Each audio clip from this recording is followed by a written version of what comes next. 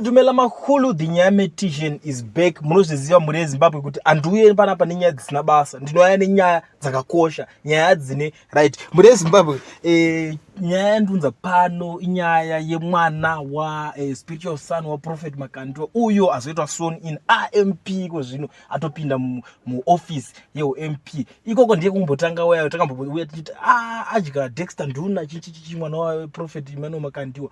Iko zvinezvi MP. But chinohwani chiri kutinakidza chekuti zvekuti zvemweya izvi nezvenyika inei ndikuona nga zvikuramba kulinka muri Zimbabwe nekuti munhu uyu apinda ari under ZanuPf. Ende muri kuziva kuti ingori advantage yemarecords akaitwa naShabangu ndobva atosvika kabenefit epapa. But andichaziva manje kuti marecords aya nemwana wa spiritual father zviri kutadza kundilingira kuti amene kuti mweya mutsvena hauna kuva udzohere kuti zvimuri kuita zvakumanaka. I think hazvisi boy. Amen. But amen tukana kuti tongoti mweya wacho wakafanana here wakangotuma uyu kuti abhare ngoningirina because amen. Muri Zimbabwe, you tell me what you think. Amen muri kuona sei nyaya yekuti mukomana atowo mu office team resa toba position 2/3 majority ndo vanhu vacho kukwanisa 2/3 majority vavo vobva vachongopinda.